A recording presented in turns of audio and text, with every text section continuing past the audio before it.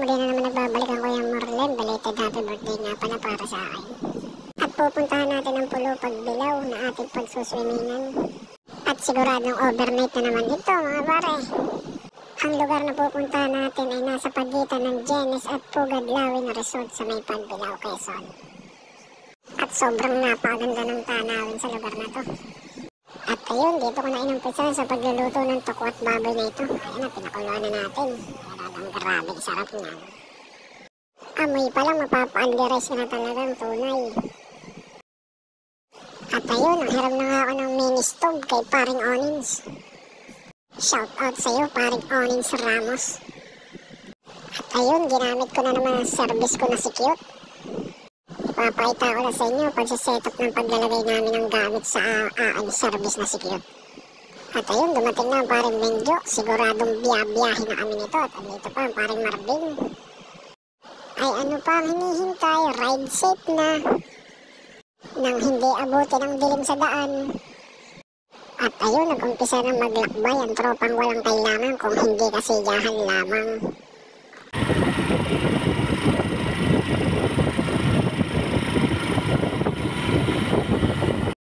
At ayun na, dito na kagad tayo sa way na papunta sa may Malikboy. Mas madami pa magandang tanawin dito, hindi lamang natin nakuha ng video.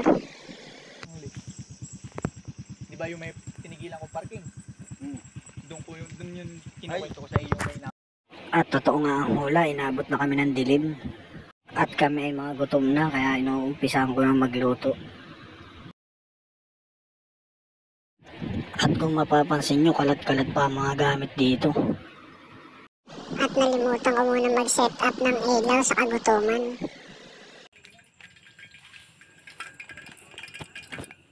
Pwede na. At ayun, gamit-gamit na natin ang mini stove ni paring Onins. At ayun, dahil magsasaing na kami ng kanin, inilipat ko muna yung Shanghai sa uling.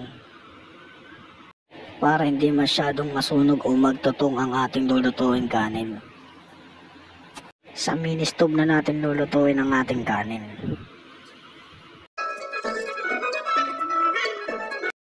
At sa mga oras na yan, umaawit na ang paring Benjo. Kung mapapansin nyo, wala dyan si paring Marvin dahil siya daw ay mamamana o magsisigpaw ng mga mahuhuling laman dagat. Wari kayo, malapit nang maluto ang aming kanin at Shanghai habang umaawit ang paring Benjo. At sa mga oras na yan, naluto na ang ating pagkain at dumating na rin si paring Marvin.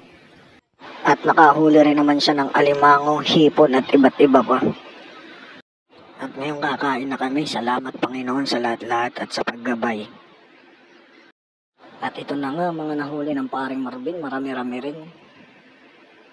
At ayun, nagpicture-picture na kami dito habang tumatagay. Hindi namin sasayangin ang mga panahon na naandito kami sa lugar na to.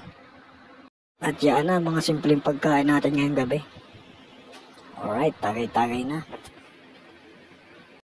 At syempre, hindi mawawala ang kwentuhang kababalaghan, lalo na ang mga kalokohang kwentuhan.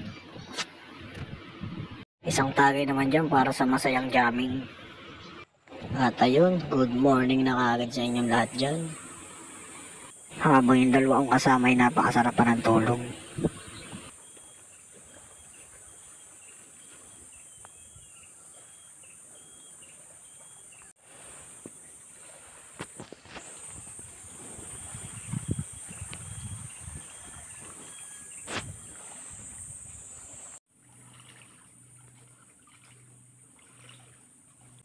At ito nga pala naging setup po sa aking hammock.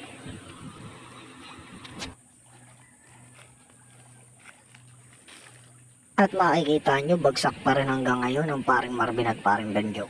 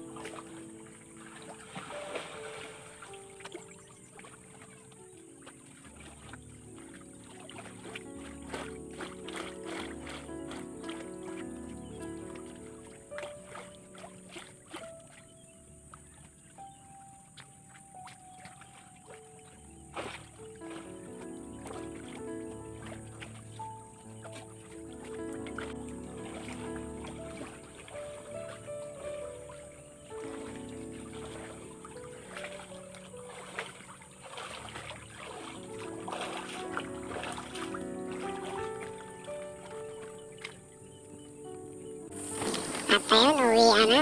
Ang tropang walang kailangan, kundi ang sumaya. See you soon in the next adventure. Thank you. Bigla ang vlogger na naman ito.